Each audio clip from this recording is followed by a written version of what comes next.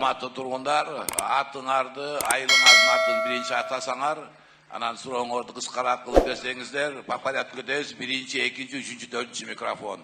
Анда биринчи микрофондон баштайлы.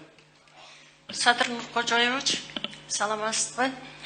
Мен Куршав айыл өкмөтүнүн тургуну Калыкова Баркан.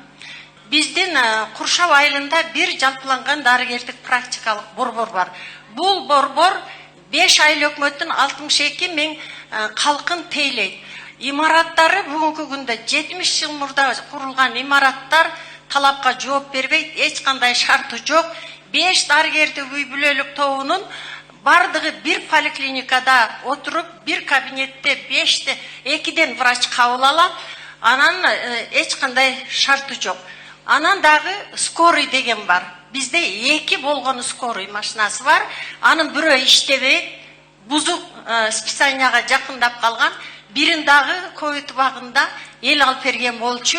Ал дагы эптеп-септеп иштейт да, ошон үчүн суранабыз 2 тонна алтын эмес, 2 эле скорый берип коюшун жардам беришиңизди суранабыз. Рахмат.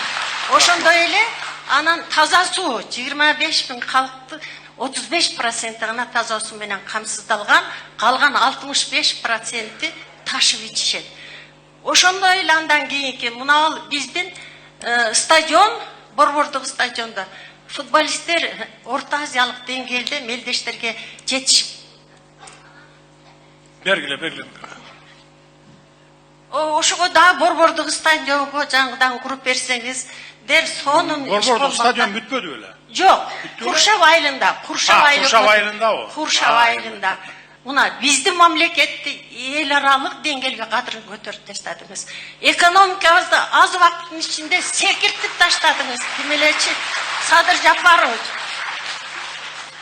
Карапайым калктын бактысына өмүрүңүз узун болсун, узак иштеп бериң. Рахмат, айтканыңыз келсин. Рахмат. Так, дарыгерлик борборуңар боюнча муну карап көргүлө, саламаттык сактоо министрлиги. Анан скорый экөө бар, бирөө иштебейт деп атпайбы? 2 скорыйды бул калкы канча эмен? 62 миң калкы бар жер, Баягы скорый помощтордон экөөнү бияка берип коесуң. Келер менен бересиң, азыр шос боюнча алып атпайбыз, шоско даярбыз. Таза суу, айылдарга таза суу боюнча. Биз таза суу боюнча бүт өлкөнү камсыз кылабыз деген планыбыз бар. 5 жылда бүтөбүзбү, 6 жылда бүтөбүзбү? Азыр жыл сайын 20дан 30га чейин айылдарды таза суу менен камсыздап келатабыз. Таза суусуз жок айылдарды.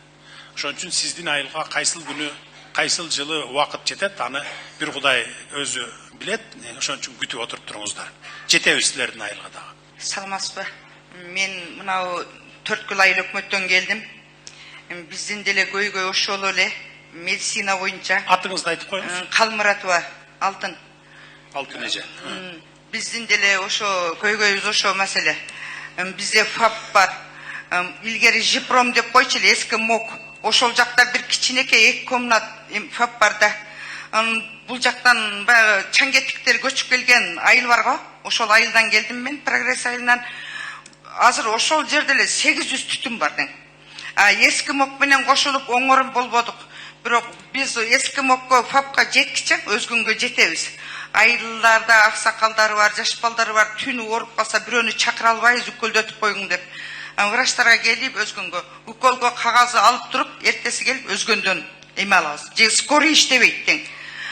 Ошого бизге канча километр өзгөнгө айылыңар? Жакын эле, бирок түнү келе албайбыз.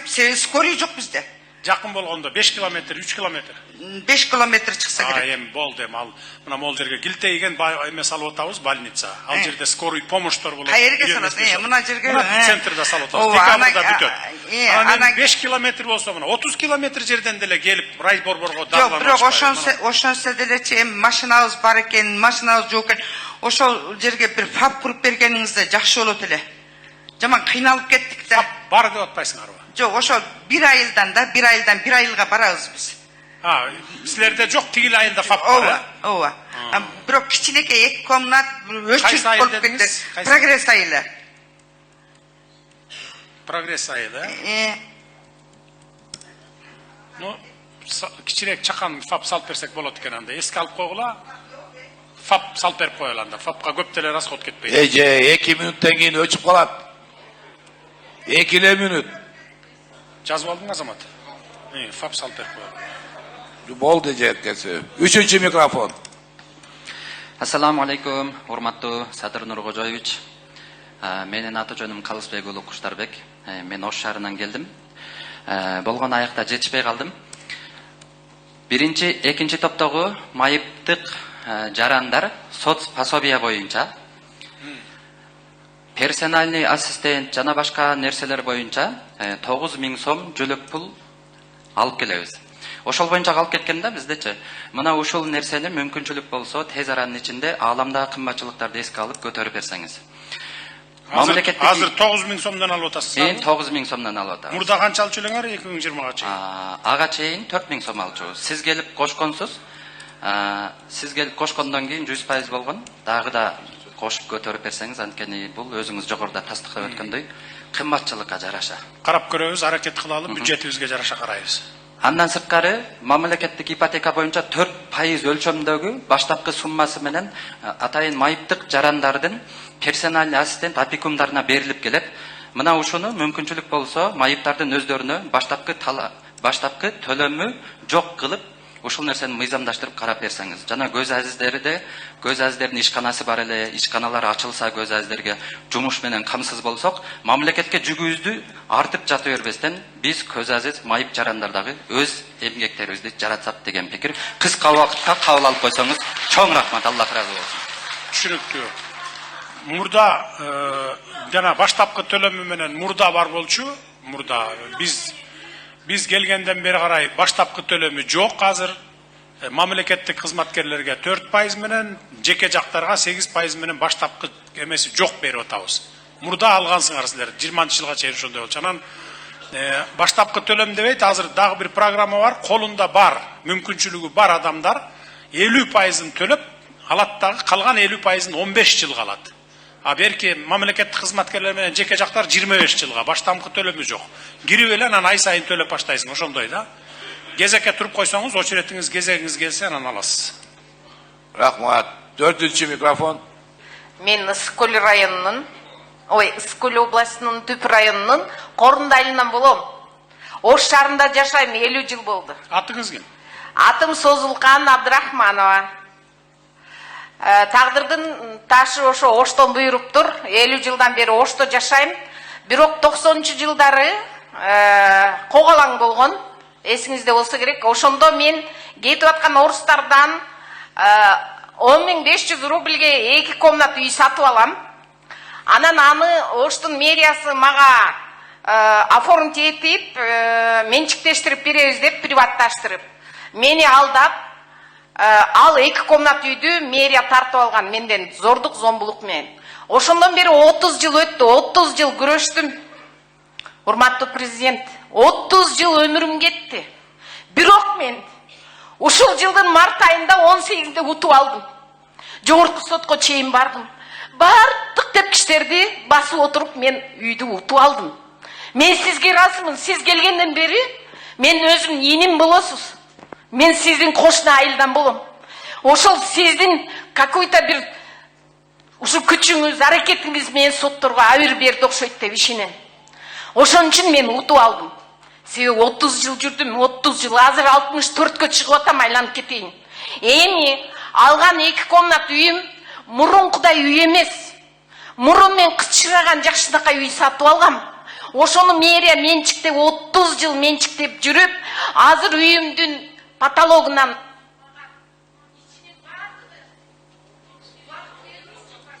Берип коелачы. Мен 30 жыл кыйналып жүрдүм да, пожалуйста, 2 мүнөт убакыт бериңиз кеңири. Потолоктон суу агат, ичи невозможно жить. Мен сизден өтүнөм. Оштун мэриясына, УМСине менин үйүмдү ремонттон чыгарып берүүсүн милдеттендирсеңиз. Бир суроо. Өзүңүз жашап аттыңызбы ушул убакытта же мэрия элик? Мэрия элик кылып 30 жыл мен көчөдө жүрдүм, айланып кетейин. Сиз жашаган жоксуз өзү? Жашаган жокмун, бирок утуп алдым. Утуп алдым, бул биринчи маселе. Экинчи маселе, ошол утуп алган соттун чечимин мэрия кайра апелляцияга берип, кайра менин 30 жылдык өмүрүмдү албасын. Мэрияга милдеттендириңиз.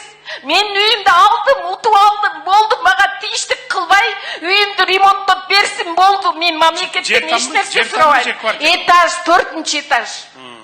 Петрова 43-46 дом. Бул биринчи маселе. Бул биринчи маселе, экинчи маселе. Экинчи маселе, урматтуу президент, өтө чоң коррупциянын ишин билип турам. Менин сиңдим коррупцияга жардам бергиле дейсиз. Коррупциянын бетин ачып, менин сиңдим күйөөсү менен 100 миллион сомдук коррупцияны ачкан үчүн токмок жеп, буттары сынып, көпчиктери сынып, милицияда жүрөт. Таскайт этишет. Мына мен туруттун замы отурат. Мен ошол кишинин алдына да бардым. Ушул маселе жөнүндө айттым. Айтсам, ошол токмоктогон бала менен токмок жеген бала экөө жарашсын дейт. Жарашкандан кийин мен ишке алам дейт. Ушул кантип болсун? Бул токмок жеген бала чындыкты мынау коррупциянын бетин ачкан үчүн куугунтукта жүрөт. Өмүрлөрү коркунучта. Флешка менен, документ менен, бардыгы менен сизге далилдеп берем деп келинчеги отурат. Коркуп атат. Көчөгө чыккандан коркушат. Айылга баргандан коркушат. Чоңалай айылныкы бул. Мен турут. Мынау жигитке мен өзүм видео запистеринин баары бар. Экөө жарашмайынча мен сени ишке койбойм дейм. Түшүнүктүү. Азыркы турган Болду. Түшүнүктүү. Прокурор барбы, обул прокурор?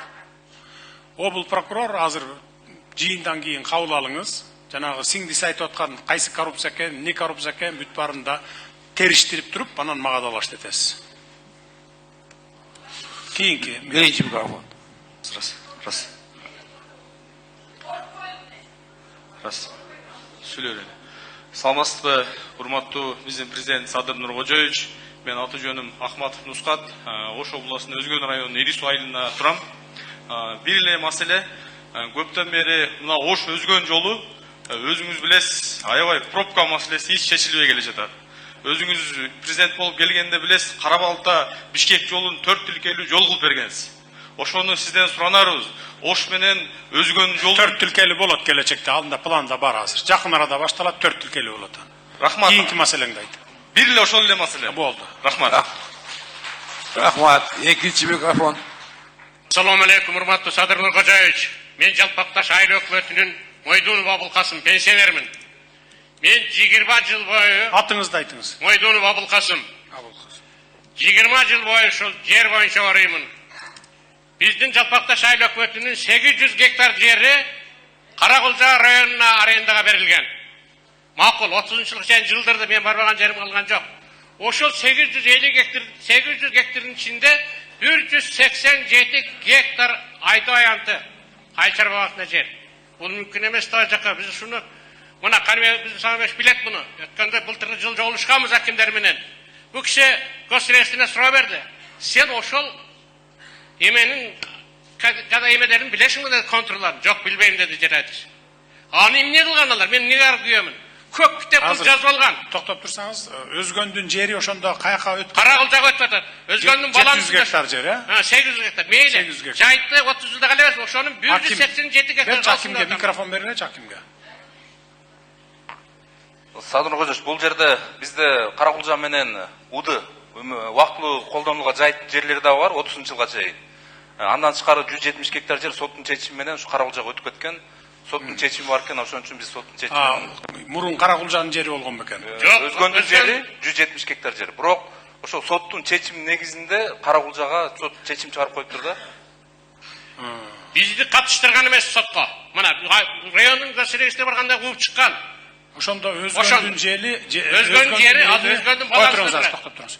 Өзгөндүн элинин жери болуп атат да. Өзгөндүн жери. Анан Каракулжага өтүп кеткенден кийин булар жеринен ажырап калып, Каракулжалыктар алып атабы, ээлеп атабы? Каракулжалыктар азыркы учурда ошол Жалпакташта колдонуп атышат.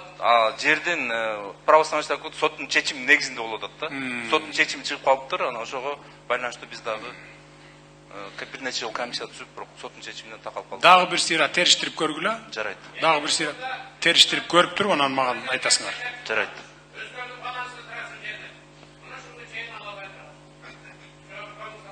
Макул. Бир сыйра карап чыгышып, анан мага айтышат, далаш айтышат. Üçüncü mikrofon. Урматтуу Садыр Нуркожоевич, мен Ахматжан кызы Гүлгакын Окат районунун тургуну жана милициянын майору Тимур Абдисатар уулунун жубайымын. Жолдошум айыпсыз жерден айыптуу болуп 1,5 жылдан бери абакта жатат. Ага жакында эле Окат райондук сотунан 5,5 жыл эркине ажыратылды. Биз соттон адилеттүүлүктү талап кылабыз. Жана бул ишти өзүңүз көзөмөлгө алып бериңиз. Ал кызмат учурунда жетекчиликтен басым кысымын, милициядагы коррупцияны айтып сизге видео кайрылуу жасап койгондугу үчүн айыпсыз жерден жасалма ССД'сы жок камера орнотушуп бир жабырлануучу жаран жок 1,5 жылдан бери айыпталып камакта отурат. Сураныч ушуну көзөмөлүңүзгө алып бериңиз. Ал сизге өлкө башчы катары сизге жардам көрсөтүп, сиздин саясатыңызды колдоп, коррупциянын бетин ачып, сизге кайрылуу жасап койгон үчүн өздөрүнүн кылмышын жашыруу максатында мени жолдошум апарып камап коюп чыгарбай жатышат. Биздин 5 балабыз бар. Кайсы орган тарабынан камалган? Прокуратура Жок, прокуратурада эмес, ички иштер министри тарабынан. Мен өзүнүн эмес. Өзүм дагы милициянын майорумун. Азыркы учурда пенсиядамын. 5 баламы пенсия менен багып кыйналып жатам. Мага дагы өчүрүп тургула микрофон. Айтыңызчы, эмне болгон окуя бул? Садыр Нуркожоевич, бул 24-жылы интернет тармагына тарап кеткен Нокат районунда Көкжар айылдык милиция бөлүмчөнүн жетекчиси ошол жерде акча чогултуган кызматкерлерден, ошонун бар тарагынан ишкерликтөө кызматынан бул териштелип сотко райондун башчысы беле? Айылдык милиция бөлүмчөнүн башчысы Көкжар айылдык. Айылдык милиция. Интернетке тарагандан ошол боюнча ишкерликтөө тарабынан териштирүү жүргүзүп, тергөөгө берилип, ал жерден коррупция жана пара талап кылуу боюнча тастыкталып сотко берилген. Сот карап 5,5 жылга эметкен, соттогон. Тергеген ким тергеген? Өзүңөр эле МВД тергеген? Ички иштер министрлиги ГСУ тергеген. СБңар тергеген, э? Ошо, ГСУ. Далилденди беле алган акчалары? Канча күбө айткан? Ал жерде кызматкерлерден тыйын чогултуп аткан факт. 1 минут убакыт бериңиз, эжеке, 1 минут убакыт. Кызматкерлерден тыйын чогултуп аткан фактын баары видео тарап кеткен, Facebook. Видео фактлар барбы? Ошон менен териштиргенбиз. Видео фактлар бар баары. Мейли, ошондой болгондо дагы прокуратура, надзор бир сыйра текшерип, эки тарапты тең. Бул айтып аткан айымдын жагдайларында карагыла, анан бияктыкын айтканым менен текшерип туруп, анан мага далаш эткилечи, кимиси туура. Түшүнүктүүбү? Жарайт. Ички иштер министрлиги туурабы же тиги айымдын айтканы туурабы ошону? Бир сыйра карап койгула. Калыс карагыла, анан адилеттүү чечим чыгаралы, болуптурбу? Жарайт. Түшүнүктүү болду. Прокурорго жолугуңуз, кабыл алат азыр прокурор. 4-чү микрофон. Саламатсызбы, менин атым Сүйүмкан, Ош шаарынан келип отурам.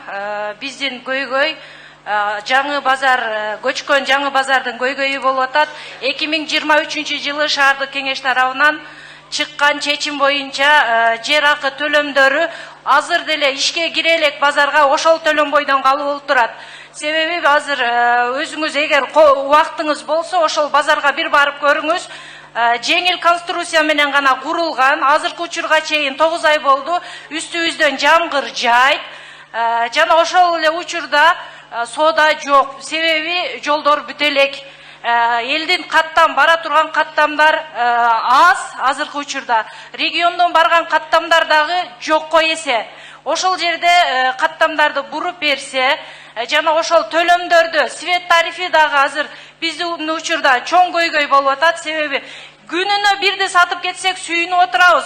Сооданын жоктугу бизге кыйынчылыкты жаратууда. Жана ошондой эле азыр кредитке малынып калды. Ишкерлердин бардыгы кредит болуп калган.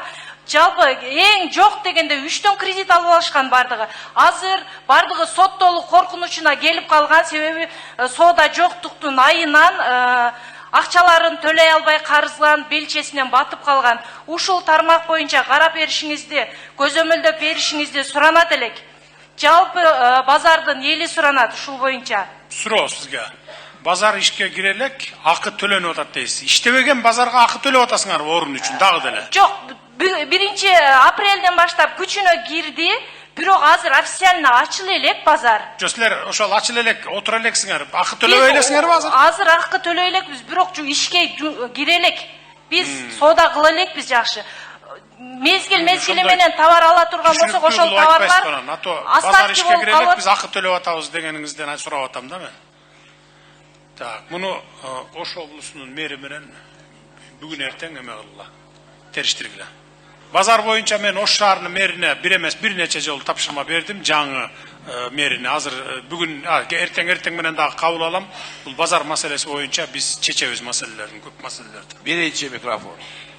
Саламатсызбы, урматтуу Садыр Нуркожоевич, мен баштабай өкмөттөн Сабыр Акимович. Мен бир 4 маселем бар эле, şu убакыт берсеңиздер, шуну жакшыраак түшүндүрүп коеюн, элдин атынан келип атам. Биринчи маселе мына баштабай өкмөттөн караштуу Кошкоргон айылында ушул кезге чейин мектеп жок тең. Бүгүнкү кезде 1-класстан 4-класска чейин бир жеке ишкердин үйүндө окуп атат. Ал калган чоң класста окугандар шаарга келип окуп атат да. Бүгүнкү күндө биз 150 орунга проектилерин чыздырып. Так, токтоп туруңуз. Кайсыл айыл дедиңиз? Кошкоргон айылы.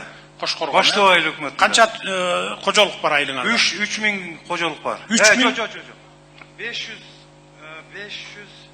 526 кожолук бар. 526 кожолук, а? 3000 ашып жаран бар. Частный үйдө окушабы? Ооба, бирөө.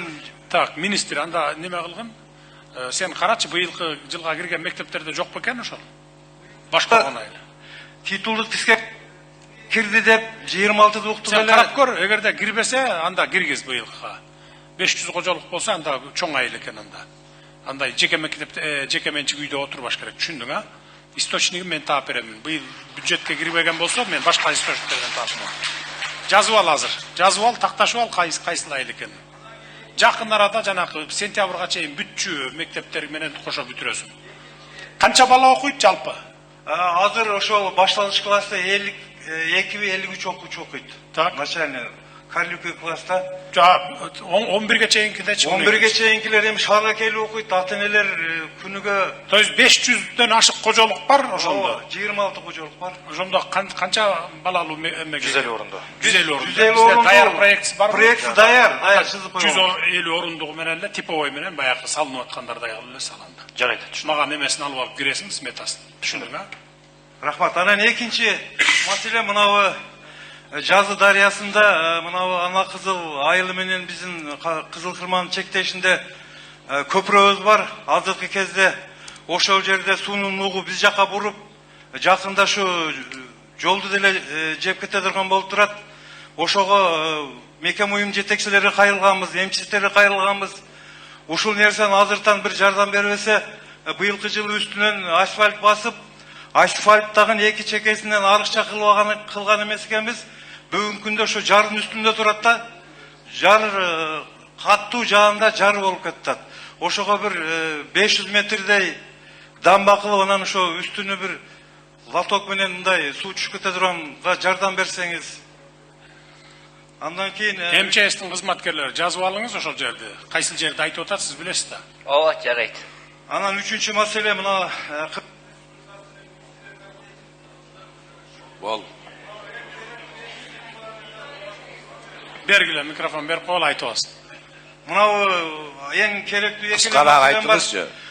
Мынабы бизде Баштабай өкмөтүндө 25-жылы 22 гектар 40 соток жерде УКМК тарабынан текшерилип жокко чыгарылган.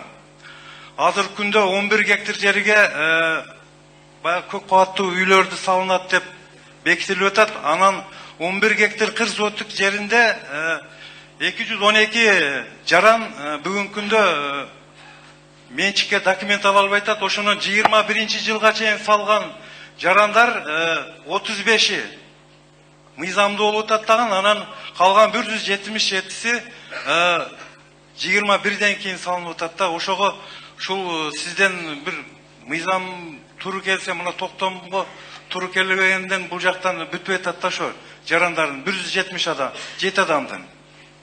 Түшүнбөдүм. Садыргынч, мен кошумчалап койсом, түшүндүрүп берейин. Түшүндүрүп бериңизчи, өзү жакшы түшүндүрүп. Садыргынч, бул 2022 гектар жер трансформация болгон. 21-жылы 106 токтомунан Кабминдин чечими менен. Бирок подделка документтер болду деп, жасалма документтер иш козголуп, ал чечим жокко чыкты кайра. Кабминдин чечими менен өз калыбына келсин деп. Анан мен сизге айтып аткан жана 11 гектар кикке кетти. 11 гектар 40 соток жерге болсо 200дөн ашык үй салынып калган. Генплан негизинде берилген 200дөн ашык жаранга. Кабминдин чечими жокко чыгып аткан ошо бир пунктта мунапыстын негизинде деп койгон да. А мунапыстын негизинде 21 декабрга чейин салынса деп эсептелген. А булардыкы болсо 22 жылы салынып калган. Баягы тез салууя коюп анан мен мурда салган болчумун. Трансформация. Менчиктеп калайын деген. 21 жылы трансформация болуп, булар 22 салып калганда, кабинин чечимине эле ошол жерге эле өзгөртүү кирип коюш керек болуп атты. А 200дөн ашык үй салынып жашап атышат. Бир айыл болуп калды да. А калган 11 гектар жерге жана биз сүйлөшкөндөй 5 кабат үйлөрдү салып. Ооба, ал ГИКке өткөзүп бердик ал жерде. Анан булар ошо көп сактап албай, мунапыска да туура келбей калды. Аны биздин иш экен, сенин ишиң экен. 396-токтомго өзгөртүү кирип коюшкан. Рахмат. Рахмат. Экинчи микрофон. Экинчи. Болдуар байкем силер. Саламатсызбы, урматтуу Садыр Нуркожоевич, мен өзүм жеке маселем боюнча келдим. Мен Кара Суу районунун тургуну Сапарбаева Жамиля. Менин кызым Абсатарова Элиза азыр 22 жашта, буга чейин ал 2 жолу жүрөгүнөн операция болгон. 2018 жылы биз Москва шаарына барып, ал жерден вторичный легочный гипертензия деп диагноз койгон. Ошол диагноз боюнча 7 жылдан бери дарыланып келебиз. Бир таблеткасы 100 000 турат, 28 күнгө жетет. Азыр сентябрь айында бул жакка келип, Кыргызстанда январь айынан бери оор абалда только кислород менен мындай дем алып жатат, постельный режим. Анан частный клиникада жатабыз, государственныйлар албай койду. Азыр дагы бир таблетка кошуп, ошол таблеткалары кошулуп 400 000, 500 000 барат айына. Ушуну биз Москва шаарынан сатып алабыз. Анан буну мына Орозол эме болуп, фонд бар, ошолорго кайрылып, ошолар жардам берип, 2 миллиончо чогулду, бирок ал акчадан биз азыр Түшүнүктүү болду. Саламаттык сактоо министри, жардам берип коюңуз. Бизде 8 миллион. Жарайт. Чыгымдарын бюджеттен кылып эле жардам берип коюңуз. Жарайт. Рахмат. Үчүнчү микрофон. Саламатсызбы, урматтуу биздин президент Садыр Нуркожоевич. Мен Ош областынан атым аты жөнүм Курманбекова Уулкерим. Милициянын полковниги Кушпаков Жомарттын жубайы болом. Менин сизге кайрылуумдун себеби былтыр 2025 жылы март айында жолдошумду алдамчылыкка шектелип ГКНБ атайын результат үчүн бир аркасынан түшкөн бир жаран атайын результат үчүн кызматтык абалынан пайдаланып жолдошумду алдамчылык менен кармап Ош шаарынын соту жолдошумду 5 жылга эркинен ажыратып койду. Биздин азыркы учурда 5 балабыз бар. Ортодо жашы жете элек. Жолдошум 20 жыл күн түн дебей өкмөттө 20 жыл кызмат кылган. Өзүңүз жакшы түшүнөсүз деп ойлойм. Милициялардын, именно тергөөчүлөрдүн иши өтө оор. Ал балдарынын кандай чоңойгонун да көргөн эмес, күн түн дебей иштеп жүргөн. Тергөөчү эле Тергөөчү болчу. Эмне себептен сен кыскача айтып бериңизчи, неге? Эмне алдамчылык? Бирөөдөн акча алып алыптырбы? Ошо бирөө Алай районунда бир 20 жаштагы баланы ортого салып, 50 000 сом өлчөмүндө акчаны сунуштайсың деп буну атайын даярдаганда, анан ал бала келип 50 000 сомду алып келип, ал убакта жолдошум отпускада жүргөн болот. 50 000 сомду алып келип, мындай столдун үстүнө эле койгон болот, немени. Столдун үстүнө койгондо жолдошум ал убакта сырттан келип атат. ГКНБ кирип барып басып алып жолдошумду кармап, атайын результат үчүн болуп атат булчу. Түшүнүктүү болду. Прокурор, жанакы берки айым айттырга биринчи жанакы. Биякта да өкөнү тең азыр чогуу алгыла, анан эки жакты тең карап туруп, анан мага айтасыз. Каягы чындык, каяк жагында экенин. Ошого жараша чечим кабыл алалы. Жарайбы? Прокурорго жолуңуз азыр чыккандан кийин. 4-нчи микрофон. Саламатсызбы, урматтуу президент.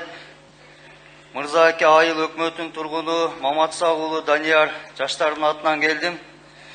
Мырзаке айыл аймагында бир дагы спорттук комплекс болгон эмес. Бүгүнкү күндө сиздин колдооңуз менен республикалык бюджеттин спорт комплекстин проектиси УКУСу тарабынан бүткөрүлгөн. Ошол спорттук комплекстин курулушуна акча бөлдүрүп баштатып беришиңизди суранабыз. Экинчи маселе, жаштардын атынан Мырзаке айылынын аймагында Борборунда стадион бар. Ошол стадиондун заманбап кылып, оңдоп, түзөөдөн өткөрүп беришиңизди суранабыз. Болдубу? Макул. Экөөнү тең караштырып көрөбүз. Рахмат. Birinci mikrofon. Мен Жээнбеков Сүйөркул, Кызыл Сеңир айылынын тургуну.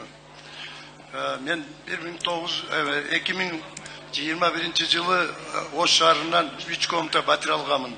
Через кадастр бар жогу мыйзам чегинде болгон. Бирок баягы кыргыздар айтмакчы жыгылат турганды билгенде башкача кылмакпыз. Ошол именно ошол азыр ошол Ошто судья болуп иштеген Кожомкулов Алайбек Рамазанов иштеген. Ошонун аялы болот. Акимова Нуржамал Магомедовна. Анан бунун өзү ломбард болуп иштейт экен, ладно, тийиштүү эмес. Анан булар законду аябай катуу билет экен.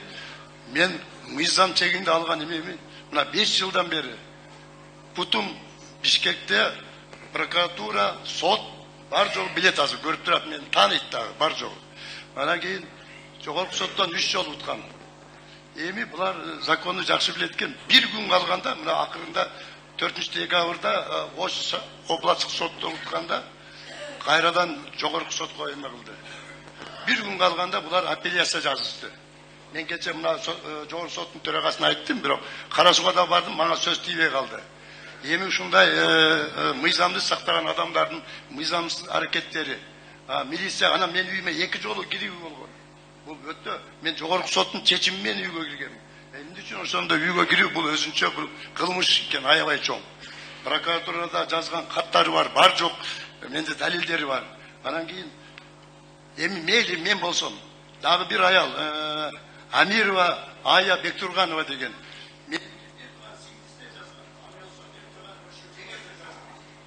Айта турган сөзүңүз барбы? Айтыңыз. Жогорку соттун төрагасынын орун басары Камчыбеков, мен сизди кабыл алдым кечеги Кара Сууда келгениңизден кийин. Соттордун чечими сиздин пайдаңызга чечилген, бирок кээ бирки маселелер бар, аны мен чечем деп туруп мен сизге убаданы бергенмин да кече Кара Сууда. Биз аны караштырабыз. Рахмат. Экинчи микрофон. Мен 4 yıl aylık ökmötүнөн келген Оморкулов Жапар. Урматтуу Садыр Нуркожоевич, баягы бир мезгилде өкмөттөрдү бириктирген мезгилинде Жыланды өкмөтү менен 4 yıl айыл өкмөтү бир болгон. Жыланды айыл өкмөтү 4 айыл, 4 yıl айыл өкмөтү 7 айыл болгон. Ошондо биз суранганбыз аксакалдар келип. Границага жакынбыз, биздин өкмөтү жылдырбай ошол жерге сентир кыла бер. Себеби бизде көпчүлүк деп айткандан кийин жогору жактан ушундай чечилип калды деп Жыландыга которгон.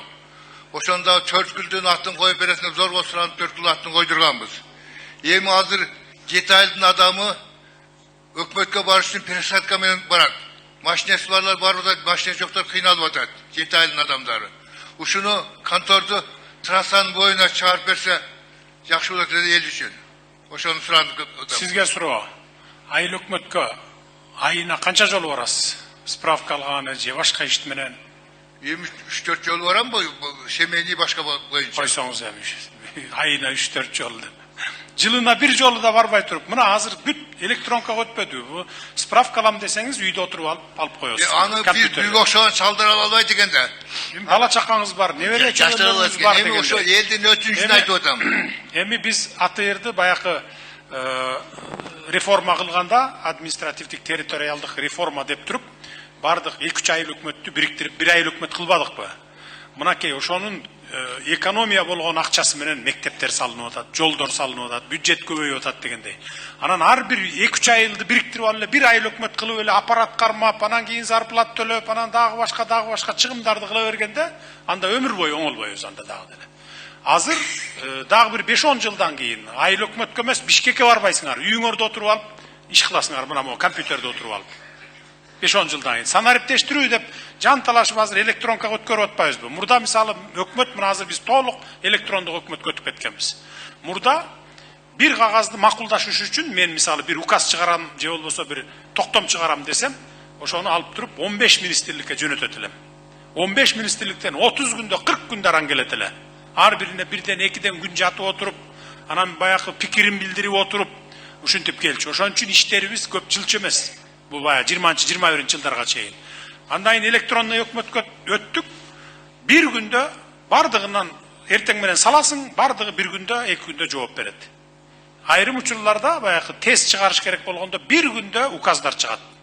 Өкмөттүн токтомдору да ошондой мына. Ошон үчүн мына цифровизацияга өтүшүбүз керек, электрондук иш менен иштешибиз керек. Анан эми айыл өкмөт жакын болсо эле силердин дасторконуңарга барып ашыкча токош түшүп калгандай болуп эле айыл өкмөттүн центри алыс дей бересиңер. Алыс болсо эмне? Мурункудай күндө bir базар сайын мал сатсаңар барып туруп келе справка деп күндө базар сайын барбайсыңар да азыр. Туурабы же туура эмеспи? Анда санда bir барасыңар bir неме менен. Анан эми кайра ал айыл өкмөттүн борборун силердин немеге жылдырыш ал мүмкүн эмес. Уже мыйзам менен өтүп кетти муну. Жогорку кеңеш карады, өкмөт карады, алып барын тастыктап келгенден кийин анан кол коюп ошо менен күчүнө кирип кетти. Ал мүмкүн эмес. Үчүнчү микрофон. Саламатсызбы, урматтуу Садыр Нуркожоевич. Мен Бердиева Роза Сулайманова, Куршап айылынан болом. Менин сизге кайрылуумдун себеби, мен 2-чи топтогу майыпмын. 2025 жылы 11 июль күнү Куршап айыл аймагында, Куршап борбордук базарында өрт чыгып, менин магазиним 100% күйүп кетет.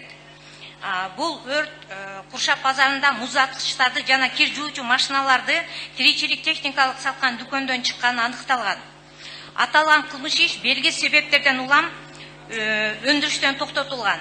Мен бир канча жолу өзгөн репенен тергөөчүлөрдөн арыз жана өтүнүчтөр менен кылмыш ишти жандантып, айыпкерди таап, кылмыш жоопкерчилигине тартып, менин күйүп кеткен дүкөнүмдүн чыгымдарын төлөтүп берүү жөнүндө арыз өтүнүчүмдү канааттандыра алып, жооп ала албагандыгым үчүн ар кайсыдан сизге кайрылууга мажбур болдум. Садыр Нуркожоевич, ушул ишти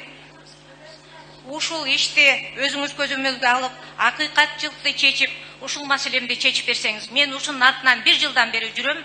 Мен Улукбек Ормоновго дагы 2025 жылы ушул сессияда ушул банктардан 5% акча алып берүү жөнүндө суранып да кайрылган болчумун. Ушул убакка чейин бунун эч кандай жообу болгон жок агай. Сизден суранып, ушуга мага жардам берсеңиз. Сиз жооп бериңиз. Садыр Нуркожоевич. Не иши? Урматтуу Садыр Нуркожоевич, бул эжени мен кече алайдан кабыл алгам, өзүм түшүндүрүп бергем. Бул өзгөндө базарда өрт чыкканда ошол жерде бир топ контейнер күйүп кеткен. МЧСтин заключениясы боюнча ошол бытовой техника сатылган контейнерден башталган деп заключение чыккан. Эми биз ошол жерде тастыктоо үчүн электр чубалуулар мыйзамдуу тартылды беле, мыйзамсыз тартылды беле деп ошол боюнча техникалык экспертизалар берилген. Азыр жыйынтыгы чыгарып менен чечим кабыл алынат. Эжем да кече кабыл алып түшүндүрүп бергем эжеге дагы. Түшүнүктүү. Рахмат. 4-чү микрофон. Саламатсызбы, менин атым Замира, мен Токтогул районунун Торкен айылынан болом. Убактылуу Ош шаарында жашайм. Мен жолдошума 15 сотук жер берилген. Архивде, айыл өкмөттө бардык жакта документтерим бар, колумда да документтерим бар. Бирок ошол жердин үстүнөн ошол кадастр, архитектура, айыл өкмөттөр бардыгы биригип алып, башка адамга документ жасап башташты азыр. Ошону өзүңүздүн көзөмөлгө алып, чечип берүүңүздү суранамын. Прокуратурага арыз жазып коюңуз, алдын алып. Анан прокуратура карайт анан. Токтогул район прокуратурасына жазгам, арыз жазганмын. Документтерим баары бар, башка адамга жазалап атат да. Областтык прокурор көзөмөлгө алып койгула ошону. 2-чи микрофон. Садыр балам, сага келдим балам. Айнанайын. Менин атым Садыров Анар. 83-кө киргенмин, батыр энемин балам. Мана şu 5 балам менен мен неврелерди карап калганмын, балам өлүп калган. 5 балам бар балам. Şu bizге үй берип койсоң деп шуну тилеп келдим балам. Мен жакшыям сүйлөй албайм, мына калганымды мана бала сүйлөсүн. Мына хатты берип койгула менин балама. Макул, алып келип бергиле хатты мага. Өзүгө бергиле. Алып келип бер.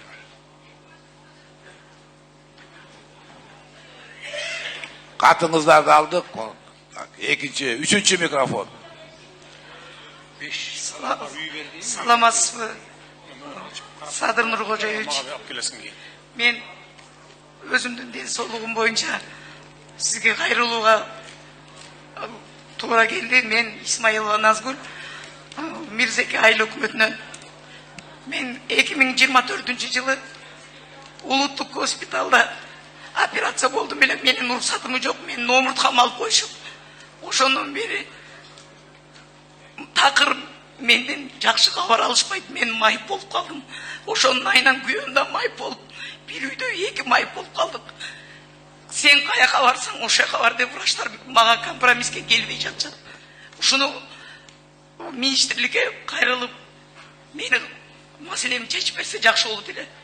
Мен бир айда 50 000 гектар ичип калдым. Мактын айтып коеюн, министр кабыл алып проблемасын угуп койгулачы, анан мага айтасыңар эмне проблема. Кантип чечсек болот экен ошо. Рахмат. 4-cü mikrofon. Урматтуу Садыр Нуркожоевич, Кыргызстанда тарыхта кыла турган президент болуң. Биздин сизге жеткирген Аллахка шүкүрлөр болсун. Мен Жалпакташ айыл өкмөтүндө жашаган бир тууган энем Максутов Рахматилла Арстановичтин атынан келдим. Мен үкамы Бакыт Төрөбаевдин баласы Төрөбаев Амирден Бакытович алдап 7 жылдан бери көрбөгөн күндү көргөздү. Бул үкам жетим болуп 1 жаш 2 айында энеден калган. Өзүм багып чоңойтконмун. Баккан бала баладан да артык болот экен, баламан да артык ал. Ушул үкамы жетим болуп жетирип кичине путуна туруп кайнагасын 80 сотуктей жерин Сарыташ чыккан жерин сатып алып $85 000 сатып алса, бул Бакыт Төрөбаевдин баласы койнуна кирип, коюн жеп, үйүнө жатып жүрүп алдап, ака деп байды чакырып, Кожомкуловдардын үй бүлөсү, Кожомкулов Рамазан, Кожомкулов Кубанычтардын ишканасына неме кылып, ошол жердеги таштын бардыгын өздөрү казып кеткен. Биринчи үкам алдап 50%ке казабыз ака деген. Одан кийин 30% берем ака сизге десе, үкам бечара ого дагы майлы деген. Уну адам ордуна көрбөй кийин, бунун колунан эмне келет эле дегенсип, үкам бечаранын ошо алган ташынын бардыгын сатып алып кетиштир казып, 1 сом дагы бербей. Үкам ошонун айынан кредит алат. Кредит алып үйүн коюп, үйүн банк баалап алып аткандын үстүнө эл ага тууган пул чогултуп үйүн ажыратып калат. Үкам азыркы күндө 5 баласы менен талаада калды. Баласы окууга өттү эле, ушунун айынан Уфада окуган баласы окуудан айдалып келди. Азыр ушул сүйлөсөк, мен ошо Кожомкулов Кубанычтын Үкаңызга айтыңыз, прокуратурага арыз жазып койсун. Прокуратура көңүл буруп карап коет. Маалыматыңыз болсо бериңиз. Бер микрофонду. Урматтуу Садыр Нуркожоевич, бул боюнча Уланма Кубанычтын атына кайрылуу келген. Ички иштер министрлигинин тергөө башкармалыгынан биз бак текшерүү жөнөткөнбүз. Текшерүү жыйынтыгы боюнча лицензиядагы гос актагы Кожомкулов Кубанычтын атына чыгарылган экен. Ал жерге Төрөбаевдин карьерге тиешеси жок экен баласы. Текшергенбиз аны. Анын тиешеси жок экен. Тиешеси жок деп эметтик. Кагаздан бар алчы. Алып келчи, катын алып келчи бери. Катын мага алып келип бергиле. Болду, түшүнүктүү. Мен көңүл буруп карайм муну. Териштирип чыгам. Рахмат. 1-ci mikrofon. Assalomu alaykum урматтуу президент. Кандайсыз, жакшысызбы? Жакшы. Урматтуу президент, мен келгеним ушу Жалпакташ элинен сизге өтө чоң рахмат айтайын деп келдим. Баягында сиз биздин элдин демилгесин колдогон жол бүттү. Кудай кааласа мына жерде эслөө өзгөнтүктөр болсо билет. Биздин элге кыз бербейбиз деп калды элдер, чындап эле жолдун жамандыгынан да. Ошол жол бүттү. Сизге өтө чоң рахмат. Рахмат. Ийгилик болсун, ак жолтой жол болсун. Кырсыгы жок жүргөн жол болсун. Азыр элибиз ушу сиздерди көрүп, мамлекетте болуп аткан иштерди көрүп, биз өтө каттуу аксакалдар иш-чара өткөрөбүз өзүбүздүн элибиз менен түшүндүрүү иштерин. Көп жактан колдоп атат ушу мамлекет. Угуп атсаңыздар керек, Бизде көптөгөн иштерди элдик салымдар менен бүтүрөбүз. Ошол жерде эле бизде мына аксакал райисполком болуп жүргөн аксакал турат. Бүт эле топурак жолда бизде өзгөндө Куршапта жөнөкөй гравийный жол курушта 2 эсе кымбат. Анткени жакшынакай ташыбыз бар, бирок гравий жок экен да. Прямо өтө алыстан ташыйбыз. Мына бүгүнкү күндөр полностью ошол айылалар жолдорубузду элдик салым менен жарымын өкмөт кылат. Өкмөт менен эл бирдикте ынтымакчылыкта ушундай көптөгөн иштерди аткарып атат. Күтүп отурбай эле таза сууларын өздөрү эле аткарып атат. Мындай ооруп калгандарды мен иштеп сиз балким уккандырсыз. Биздин Жалпакташта бир катты ооруган $30-40 000 элдин ынтымакчылыгы ушундай 3-4 күндө уже жөнөтүп коюп атышат. Ушундай ынтымакчылыкты бүгүн даңазалайын деп келдим. Биздин өзгөнүн да калган жагына жуксун деп. Анан экинчи бизде бир кичине проблема бар. Ошону дагы бир сизге ушундай демилгелүү элди дагы бир жолу колдоп коюңуз деп суранып. Бергиле. Биледа, мен окуган мектептен аралыгы 4 километр болчу. Азыр ал жерде жаңы мектеп бар, 11 жылдык. Бирок азыркы жаштар барбай коет экен да, барбай коет 9 жылдык болуп калыптыр. Мен жашаган айылга жакында башталгыч мектеп ачканбыз, жакында эле ушу Каныбектин кезинде эле башталгыч мектеп ачканбыз. Ал жерге окуучулары жетпей азыр ошол айылдын тургундары кызыгып, баласы окуган, окубаганына карабай, ортодогу айылдын балдарын да форктер, сортер автомашиналарга салып келип эме кылып атышат. Окутуп атышат да, баягы мектеп жабылып калбасын деп жалпы эл күрөшүп атат. Ушунчалык ынтымакчылыктан. Андан сырткары бир 6 миллион акча чогултуп алышып турушу.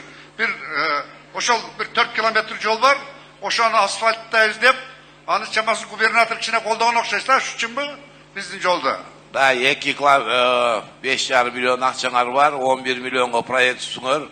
11 миллионду мен фонддон колдоп берем. Экинчи микрофон. Assalamu alaikum. Men Qurshaq айыл өкмөтүнүн Алыкулов премьерди деген болом.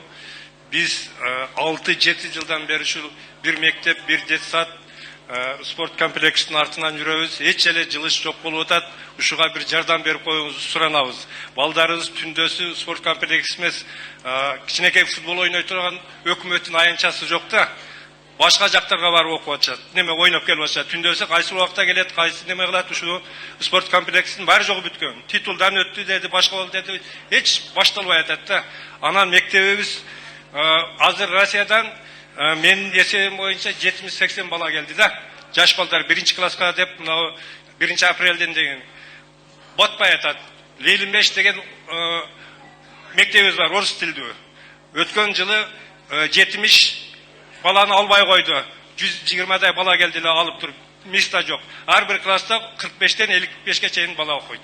Ошонун үчүн ошо мектептиңиз Qurshaq айыл өкмөтүндө. Жок, айылдын атын айтыңыз. Шагым айылына карайт, Шагым айылына карайт. Шагым деген айылга карайт. Канча кожолук турат? Нурдан барбы, карап көрчү мектеп? Анан сырткары проекти да бар экен. Бар бекен? Быйыл башталат, 100 сентябрга бүтөт, э? Жок, проектиде, проектисин чыйып атабыз азыр. Эмдиги жылга планируем. Эми кийинки жылы салып бүтүрөбүз, э? Ооба. Кийинки жылы куруп баштайбыз, кийинки жылы бүтөт. Болду. Мектеп буюрса, кийинки жылы бир март-апрелде башталса, сентябрда бүтөт экен мектебиңер. Спорт жанакы мини футбольный неме болот, түшөт. Баштатып беребиз. Üçüncü mikrofon. Üçüncü. Assalamu alaikum. Урматтуу кыргыз элим жана кыргыз эли баалап шайлаган Садыр Нуркожоевич. Мен Жаза айыл өкмөтүнүн Заргер зонасында тургуну болом. Мен сиздин атым фамилиям Абдыканаева, атым Бегимжан. Жаза айыл өкмөтүнүн депутатымын, ардагер мугалим жана батыр энемин. Мен сизден суранат элем. Ушу Заргер зонасында бир дагы ишкана жок. Биздин элибиз мал чарбачылык менен жумуш аткарышат. Бизде койлор көп. Мисалы үчүн азыркы биздин Өзгөн районунда жалпы эле койлорубуздун жүнү талаада өрттөлүп жатат.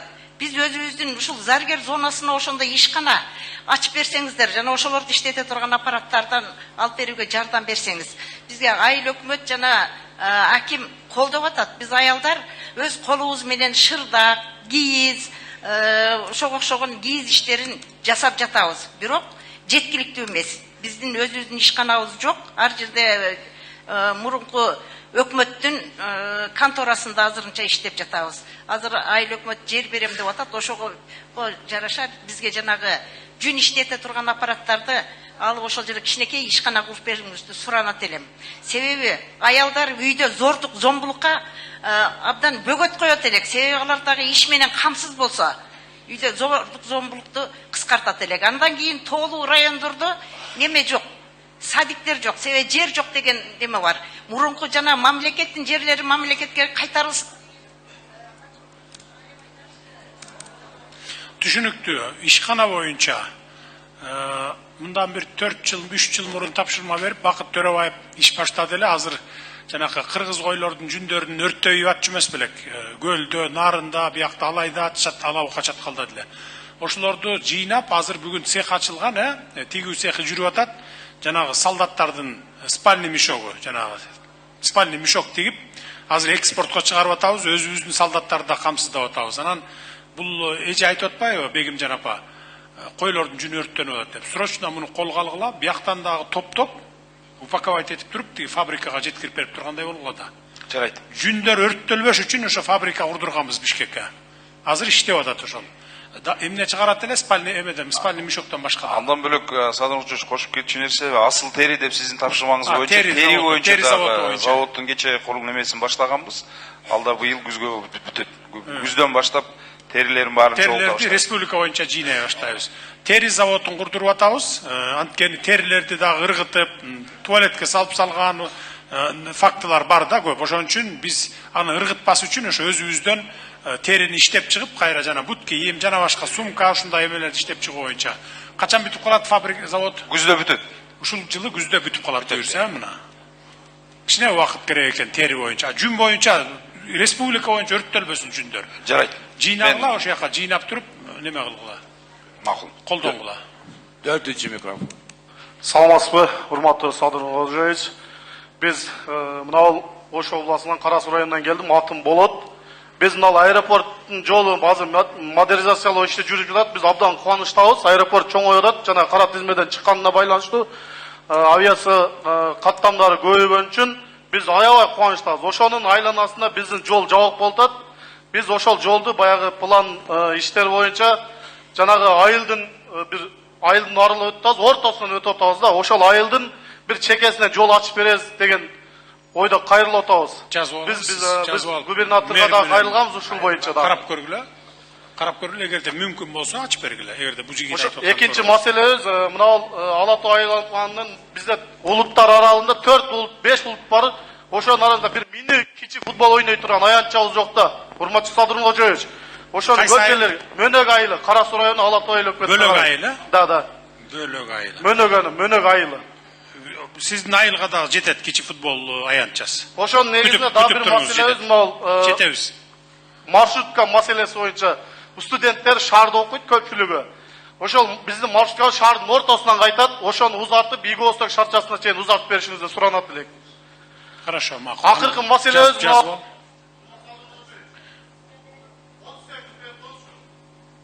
ушул маселе боюнча мына жер, мына Бакыт Төрөбаев менен дагы ушул маселе боюнча мына жер үлүштү иштетебиз, пакта эгебиз. Баягы бирде жамгыр алып, сел жүрүп, катты долон болуп кеткен үчүн биздин пакта эгиндерибизди жамгыр алып, сел жүрүп кеткен. Ошого кайрылсак, силер дейт жерге баягы камсыздандыруу кылбапсыздар, ошон үчүн сиздерге эч нерсе төлөнбөйт деп койгон. Ошон үчүн азыр дыйкандардын баары пакта эккенден качып, азыр эчтеке эге албай жүрөт. Ошондо бир маселесин карап берсеңиздер. Камсыздандырууну биз биринчи жолу угуп атабыз, жер маселеси боюнчачы, үлүш жердин боюнча. Жакшы экен. Мини футбол боюнча ар бир айылга мини футбол курулуп келатат республика боюнча. Да бир 2-3 жылдан кийин бир дагы айыл калбайт, жаштарга ошол мини футболду аянтча куруп берип атабыз, баягы түнкү жарыктандыруусу менен. Анткени айылдуу жергесинде күндүз кечке иш болот, кечинде мал тейлөө болот дегенден, анан мал тейлегенден кийин бош да баары тең эле. Биздин балалыгыбыз айылдан өткөн билебиз ошон үчүн. Ошон үчүн ар бир айылга азыр Баткенден бери башталды окшойт. Алабука, Чаткал, дигиден баштап бери карай бүт областтын центрине чейин ар бир айылга, бир дагы айыл калбайт. Буга биз мамлекеттен акча бөлгөн эмеспиз. Буну жанагы инвесторлор анан биздин өзүбүздүн ичибиздеги демөөрчүлөрдүн күчү менен куруп келатабыз аны. Рахмат. Биринчи микрофон Аксакал. Урматтуу президент, мен аты жөнүм Эркинбек. Пенсионермин, Жалал-Абад шаарынан келдим. 6000дей плюс-минус 6000дей адамдын атынан келдим. Бул көйгөй менин биринчи көйгөйүм да. Анан ошол 6000дей баланын көйгөйү, башка граждандардын көйгөйү. Бул орус номерлүү автоунаалар жөнүндө. Көп себептер менен убагында өтө албай калган адамдар жөнүндө да. Мен да ошолордун арасына кирем. 10-регионго өткөрүп берүүңүздү суранам. Андан кейін ошол акчанын айынан ошо 50 миңди таппай калып мен ошо 1-апрелди өткөрө албай калгам. Башкалар деле көп ошондой экен да. Анан акчасындагы ошо кичине бир 10 миңби 12 миңби кылып берсеңиздер, биз өткөрүп алсак 10-чы регионго. Аны да чектөө коюп койсуздар, чектөөнү алып берсеңиздер суранабыз. Ошо 6 миң адамдын атынан суранам. Андан Бул эмне машиналар азыр жооп берсинчи сизге? Онурулдуу машиналар боюнча Садыр Нуркожоевич былтыр Кечеөгү сүйлөп. 1-апрелден 1-октябрга чейин мунапыс берилген 6 ай, 6 айда жетишпей калгандар бар. Ошол боюнча өткөн Кайда узартып беребиз деп. Канча узартып беребиз деп атабыз азыр? Азыр пландаштырып кеңешип киргизебиз, ал боюнча канча убакыт узарабыз. 3 ай, 6 айдагы. Ошондой кылып буйрса. Узартып берет экенбиз, ошол убакытта үлгүрүп калгыла. Рахмат. Экинчи микрофон. Урматтуу президент, мен Ош шаарынын тургуну Шамшиева Асылкан. Мен Бишкек шаарынын тургуну 6 балалуу баламдын менчигин коргоо үчүн келип сиздин алдыңызда отурам. Бул балам өзү мындай бул жерди сатып алган, мыйзамдуу түрдө, документи бардыгы толук 100% мыйзамдуу.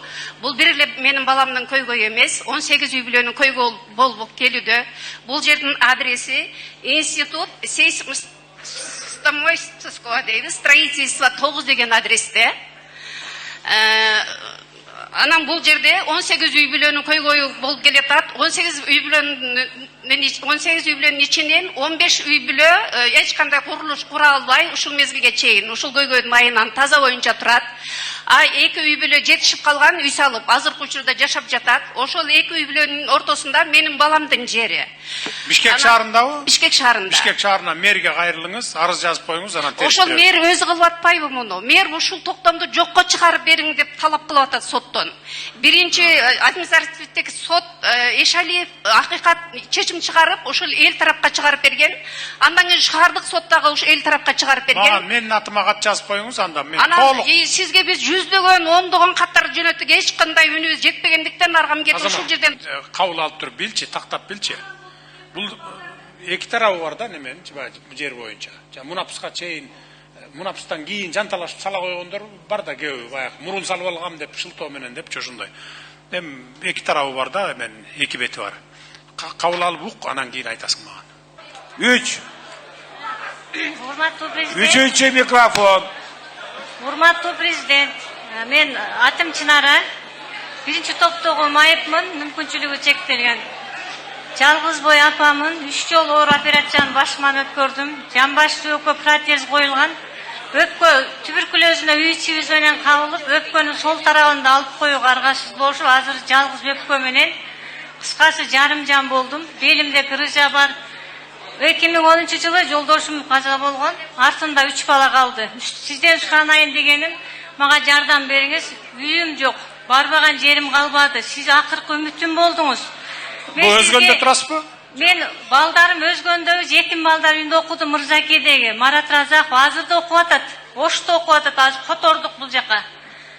Эми мен айтайын дедим, сизге 2 жолу кат жолдодум. 2018-ден бери жергиликтүү мэрияга кыскасы барбаган жерим калган жок. Эне баланы сагыныч менен сынабасын. Атадан калгандагы сагынычы тойбогон азыр. Өзүңүз каерде турасыз азыр? Мен Ошто врачтарга көзөмөлүндө Ошко туруп калышка аргасыз болдум. Мен Куршап жергесине өзгөн караган Куршап жергесине келин болуп түшкөм. Мамлекеттик ипотекалык үйлөр бүткөндөн караштырып көргүлөчү. Караштырып көргүлө. Кезексиз койгонго балким. Биринчи микрофон.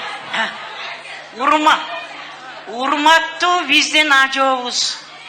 Ушул жерге келип, ушунча элди үнүн укканыңызга чоң ыраазыбыз. Мен Тагаева Ташпымен. Балдар үйүнөн келдим, жетим балдар үйүнөн келдим. Өзгөндүктөр билет. Карашоро айыл өкмөтү, Большевик кыштагы.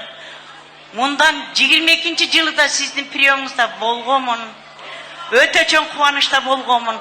Бизге бир эле кыйналганыбыз 5 комната үйдө эле тарбиялап келдим ушунча баланы, 37 баланы. Эми быйыл гана үй бизге нары бери чуркап жүрүп, сметасы бүттү балам. Ошо смета бүттү. Ошол сметаны жакшынакай кылып бүтүрүп берсе, ошол балдарым, жетим талада калган балдарым ошол жерде жашаса, мектепте оқыса, Қырғызстанға белгілі балдар шықса, деп мен өмірімді сайып қойғанмын.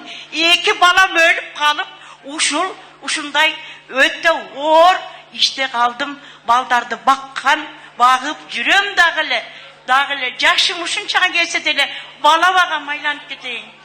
Ушул ғана, сұрауым ушул еле балам. Үй еле керек, үй балдарыма. Қайерде тұрасыз өзіңіз?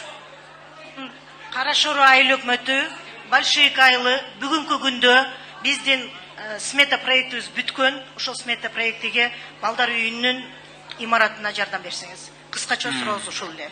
Нурдан жазып қой, тақтап алып келсең, сметасы қанша болот экен. Рахмат, экинчи микрофон. Урматтуу президентибиз, мен аты жөнүм Талант, Мырзаке айыл өкмөтүнө караштуу Бауыр айылынан болом.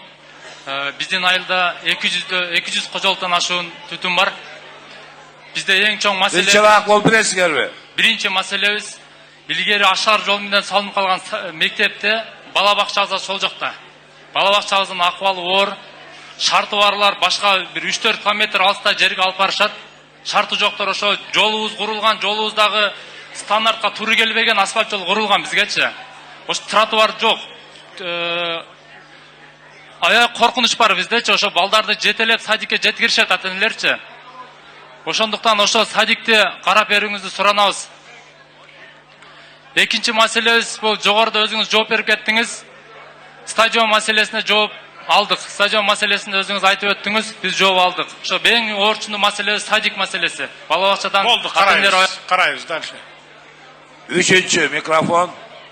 3. Урматтуу президентибиз, падышабыз, сизе мен Өзгөн шаарынан бир эле мен сүйлөп коеюн деп чечтик. Биз 51 адам келдик, бирок бир мен сүйлөп коеюн дедим. Бизге Өзгөн шаарына сиздерге чоң рахмат, чоң жаркыраган жолду куруп бердиңер. Бирок Өзгөн шаарынын мэриясына карабаган үчүн биз жашап турган жер Өзгөндүн Маданият үйүнөн баштап Каракулжага чейин республикада маанидеги жол болгон үчүн бул жолду биз жашоочулар жолдун четинен баарыбызды үйүбүздү без предупреждения талкалады. Баарыбыздын колубузда гос актыбыз бар, ишканалар башка баары таркаланды. Ушул күнгө чейин мэриянын бюджетинде бизге жараша акча жок. Экинчиден акимчиликте бизге жараша бирдеке десе республиканын маанисинде болгондугу үчүн биз ага жете албайт экенбиз. Сизден сураныч, биз көчөдө калышыбыз керек эмес, гос актыбыз бар. Бир үй бүлөдө 3төн 4төн келиндерибиз менен жашайбыз. Чечип бериш керекпи? Ипотека деп айтты акимибиз. Ипотека үчүн пенсионер болуш керек эмес экен, агай. Ушуларды бир карап берсеңиз, гос акты баарыныкы бар, толук. Макул. Кезекке туруп коюңуз, мына салынып аткан үйлөрдөн беребиз сизге. 4-нчи микрофон. Урматтуу Садыр Нуркожоевич, мен Бусурманкулов Аттокур Дөмбулак айыл өкмөтүнөн Балкөчөт акционердик коомунун жетекчиси болом. Мен акционердик коом 1995-жылы түзүлүп, ошол кездеги бардык документтердин негизинде 100% акция бардык фонд эмесин сатып алынган. 2021-жылга чейин иштедик. Кудайга шүгүр. 21ден баштап эми сизди айта албайм, сиз келгенден кийин ошо сиздин тегерегиңиздеги бийликтеги азыр өзүңүз айткандай Курманкул Зулушев баштаган команда ирейдирлик жол менен биздеги ээлеген мүлктүү жерлердин бардыгын бүгүнкү күндө командасы менен басып алган. Аны кайсы жердейсиз, кайсы айылда? Балкөчөт акционердик коому Дөмбулак айылы. Канча гектар жери менен? 40 гектар көп жылдык бак, андан тышкары курулуштар, бүт ошол мурунку эмелер ээлеген жерлер. Жазып алдыңызбы? Жазып алыңыз, тактап барын, тактап жазып алыңыз. Эгер бир эле киши басып алганы чын болсо, анда эсептешебиз. Түшүнүп жарайт. Түшүнүктүү болду, кийинки микрофонго. Биринчи микрофон Эже. Эже. Биринчи микрофон. Куш келипсиз, элдин президенти. Мен Өзгөн район Мырзаке айыл өкмөтүдөгү кол өнөрчүлүк кооперативи кадычадан жетекчи болуп иштеймин. Ошто Мураста иштегенмин, начальник национальный секте. Анан 99-жылы жоюлуп кеткенден кийин жүндү элдин койлордун жүндөрүн иштетүү боюнча ишкана ачканмын. Ошол жерде кыргыз поштосу караган жер экен. Onu ben bilmegенмин. Өкмөткө карайт деп Нуралиевдин токтомунун чыккан токтомдун негизинде ошо жерди ремонттоп, жүн туткан, пакта туткан, кийиз кылган столокторду койгонмун. Ошону 2023-22 жылы бизге карайт, sen çıkarıp ket stanoktorundu deyip Kırgız poçtosu uşunday malumat verdi. Oşonun 5 yıl ben arkasından жүрдüm. Buna Respublikanski prokuraturaga жаздым, Oşuk'a жаздым. Bu özgön biri gele şıltay verip bunu 67 parak oldu. Oşol stanokta bir naraka sezimin var adam işteydi eken. Oşo balamın kolu 18 yılı kesildi. Oşo yerde. Buna şu 25 metre nevesti çeçpesten Kırgız poçtonun naçanlığı 4 yıl hiç kim cergülüklü birlik çetse, ben şu yerde kelbeyim ben. Kelbeyim şu yerde. Oşa hiç kim çeçmedi, buna prokuratura hem çeçmedi, sotu. Anam bunlar sotka berip beni. Anam sottan çeçim çıkartışıp, 2025 yılı 28 noyavrda saat 10'da işkananın oğullarını bu... Bu жерде ситуация мындай, бул эски гараж бар. Эски гараж бирок ушул Кыргыз поштасынын балансында ошолордун мамлекеттик менчиги бул эже убактылуу кирем деп ошака кирип алган, өзүнүн оборудованиясы эски, бирок ал жерде МЧСтин кортусу турат, эскилиги кулап кетет, чыгыш керек деп. Өзү чыкпай койгондон Кыргыз почта сотко кайрылган, соттун чечими менен выселение болгон. Мамлекеттин мекемеси. Мамлекеттик мекеме. Бул эже ошака кирип алып чыкпай койгон. Түшүнүктүү. Кийинки микрофон. Экинчи микрофон. Саламатсызбы, урматтуу Садыр Нуркожоевич, куш келипсиз биздин күнөстө өзгөн жерибизге. Садыр Нуркожоевич, мен айылдык кеңештин депутатымын. Мына биздин Жазы дарыясын билесиз да, Нугунчу. Ошол жерде жылда каналга суу киргенде, мурун лесхоздун жерин жеди, азыр уже үлүш жерлерди жеди, где-то бир 10-15 гектар жерлерчи.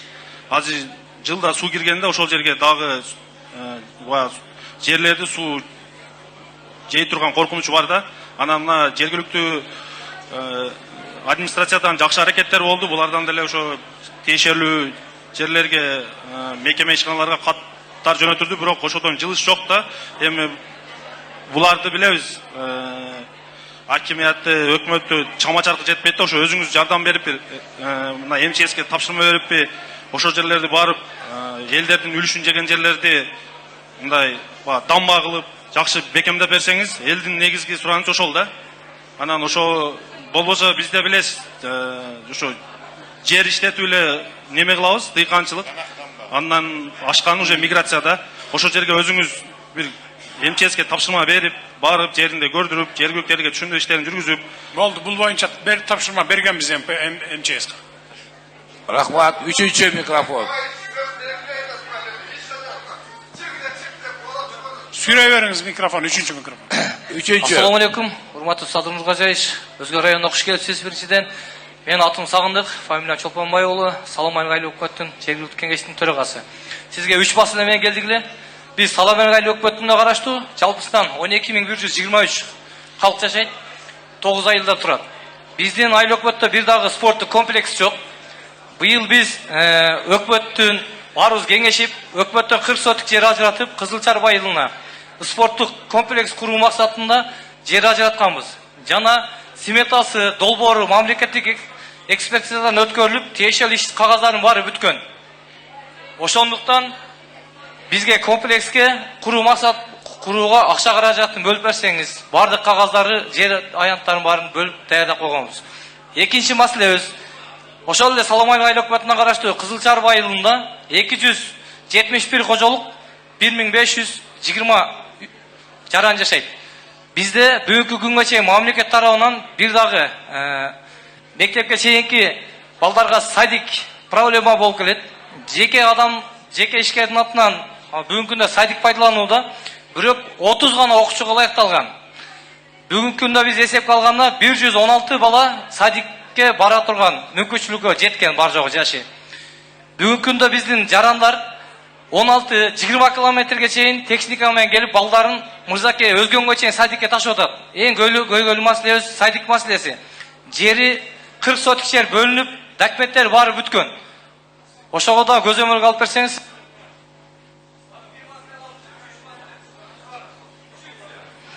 1 minut berip koşasыз.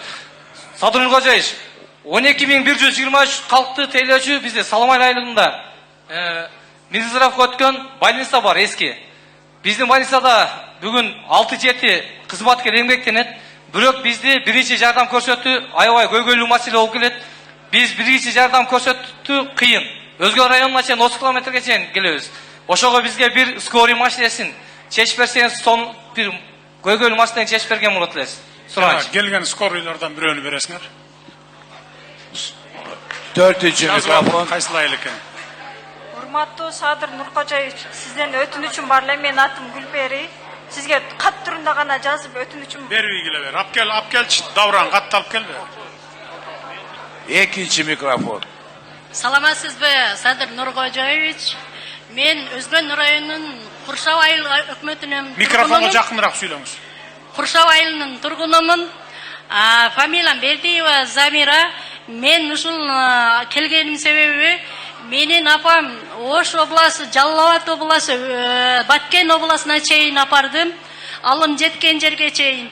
Бирок азыркы убакта ооруп жатат. Мага сиздин жардамыңыз керек. Өз көзөмөлүңүздө Бишкек шаарына больницага жаткырып, өз көзөмөлүңүзгө алып берсеңиз, экинчиден финанс жагынан мага жардам берсеңиз. Апамдын бир эле кызы, мен уул ордуна уулмун, кыз ордуна кызмын, уул жок. Менин колумда. Азыр чогулуштан кийин министрге жолугуп, байланышып коюңуз, анан жардам беребиз.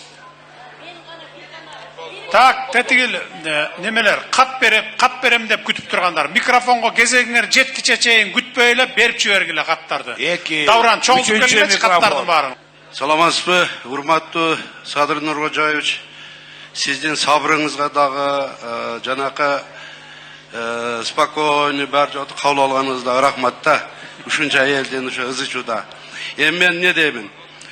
Бизде элдердин эки түрү болот экен, бирөөсү бер дейт экен, бирөөсү беремин дейт экен деп Алла Таала ушуну жаратып коюптур. Эми биз бир десен сурайлы. Кадрлар деле Кудайга шүгүр мына акимдер, жер-жердеги өкмөттөр колунан келче тырышып иштеп атат. Бирок эми ушулардын колунан келбегени бар экен. Мен мына жол транспорт министринен болсо ошого бир немен бар эле.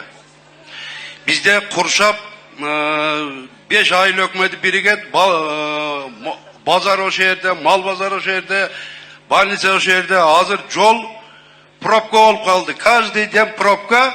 Гаилер айылды için карабайт, алар трассада турат, себеби скорость көбөйүп кетпесин деп. Ошон үчүн азыр мындай болуп атат да. Транспорт министри, мен баштагы курултайда барганмын. ОЖК айтып макул деген ошол жерде. Самсакана, мантыкана, ашкана, магазиндерди куруп алган. Анан ошол жерде тротуардын барьерлери кеткен дагы үстүнө машиналар минип алат. Birinci klastagı giviregen bala suмканы sütürüp trassa менен кетет да. Ошол жерде бир келип мына Центральный көчөнү айтып атасыз? Центральный көчө. Минтранс карап койгула. Жооп берчи. Бул Садыр Нуркожаевич, жалпы эле республикада центральный жолдун жээктерине жана коммерциялык объектилерге уруксат берип атат. Аны биз берген жокпуз, жергиликтүү бийлик. Жок, тротуар барбы? Тротуар болуш керек да айылдын ичинде, шаардын. Ошол мисалы тротуары бар болгону менен коммерциялык объект болуп, машиналар токтошонун баары жабылып калып атат. Бул бир эле Куршапта эмес. Тротуардын үстүнө чыгып кетип атчабы? Бир эле Куршапта эмес, мына тиги Өзгөндүн өзүндө башка жерлердин баары ошондой да. Ошон үчүн мындай жерлердин бардыгын иретке келтириш керек да. Тротуардын үстүнө чыгып алган коммерциялык комоктор болбош. Мен барайын ошо жерге, ал маселени карап чечебиз. Ошо жергиликтүү бийлик менен кошо чечиле турган маселе да.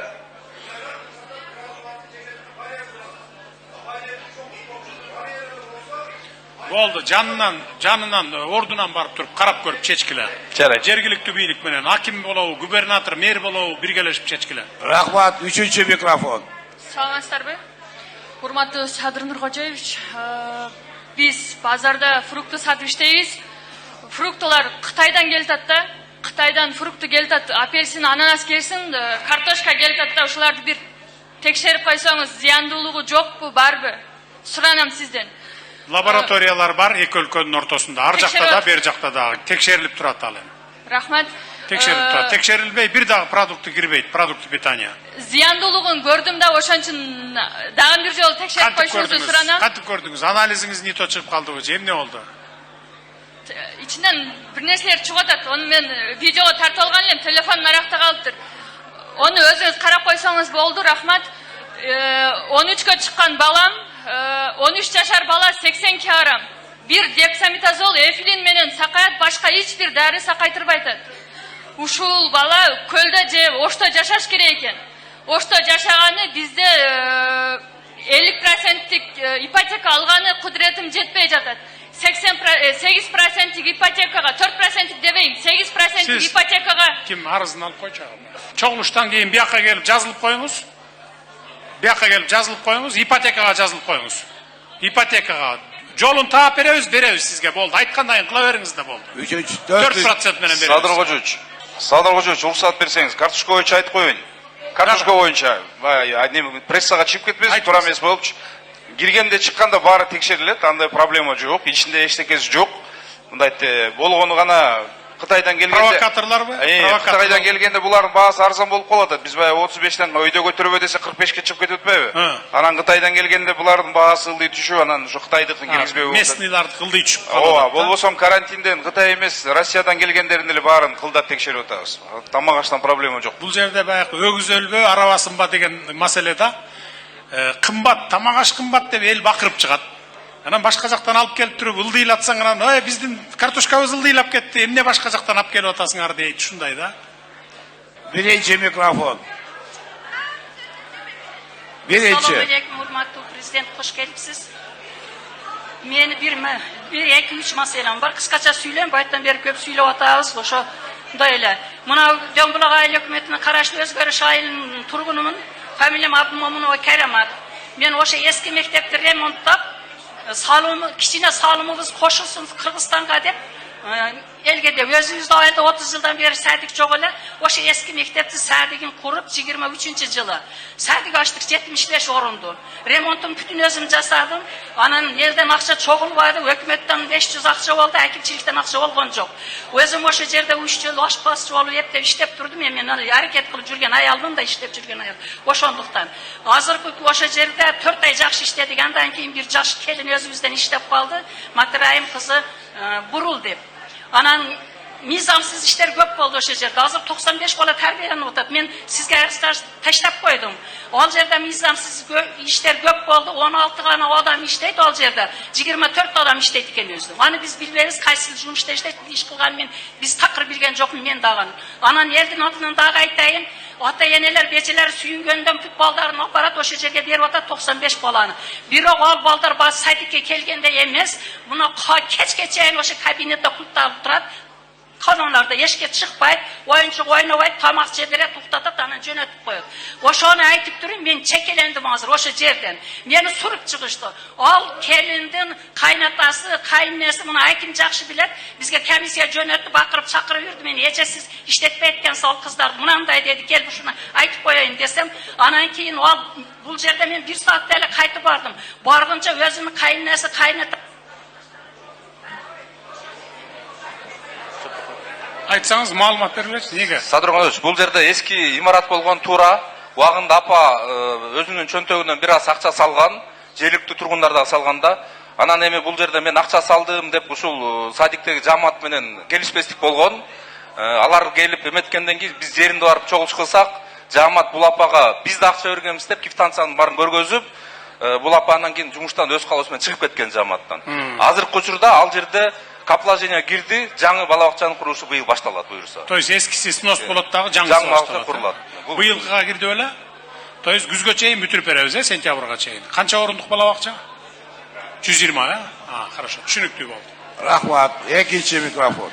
Урматтуу президент, мен Төрткөл айыл өкмөтүнөн келдим. Фамилиям Махназаров, атым Мамат. Сизге бир эки эле сурообуз бар. Биринчи, элдин ушу өтүнүчү Атайырдан кейін Төрткөл айыл өкмөтү болуп, мурунку жылалда айыл өкмөтү бирикти да. Бүгүнкү күндө ушу эки айыл өкмөтү бириккен болсо дагы бир жакшыраак бир маданият үйүбүз жок да. Сизден сураныч ушуну. Айыл өкмөттүн бюджети ага жетпейт. Сиз ушу мамлекеттик бюджеттин эсебинен бир болот, келечекте болот. Маданият үйү да болот, спорт сарайы да болот. Бардыгы болот. Спорт комплекс болот. Биз Кароол айылдык кеңешинин депутаты Камбардинов Акынбек. Бізде Қарауыл айыл өкмөтүндө 20 миң халк жайгашкан. Карадарыянын боюнда жашайбыз. Ошентсек дагы бізде Садыр Нуркожоевич таза суу маселеси дагы деле көйгөй алып келип атат. Анткени бізде таза суу бул 60-жылдары жасалган боюнча. Кайсы айыл дедиңиз айылыңыз? Кароол Шералы Мырзарык. Айылдын аты. Кароол айылы. Кароол айылы. Кароол айылы. Жазып койдум. Айыл өкмөтү. Анан ушул таза суу маселеси азыркы күнгө чейин көйгөй алып келип атат. Себеп дегенде бізде 60-жылы курулган таза суу бул түтүктөрү толгон, жаңы чоңойгон конуштарга суу кирбейт. Дагы эле ошол суу ташып ичмейт. Ушуну биз жетебиз. Кудай буйрган убакытта, ооба, чоң акча талап күнү жетебиз. Сиздин айылга да жетебиз. Мен Манас шаарынан Тайгараев айыл өкмөтүнөн келдим. Мен инвалидмин, 1-чи группадагы, баса албайм, 9 жылдан бери ооруйм. Жалгыз бой аялмын, уулум жок. Сизден реабилитационныйга кичине жардам берип, анан Бишкекке ушу леченияга барганда үйүм жок. Ошо квартирадан жардам бериңиз, сизден суранам. Жардамга муктажмын аябай. Анан дагы Министр, азыр чогулуштан кийин кабыл алып, реабилитациясына жардам бергиле. Жарайбы? Эми, урматтуу өзгөндүк туугандар, тынчтанып угуп коюңуздар. Азыр мен эле кетемин, калганы бүт калат. Мынакей облустук жетекчилер, Бишкектен келген администрацияда мына силер эмнени мен угуп атсам, бардыгын булар угат, жазат, катка барыңар болсо бересиңер буларга, кечинде маган булар алып келишет. Кийинки жолу ушуга чейин саламатта болуңуздар анда. Силер уланта бергиле калып, чыкпайлы ишке.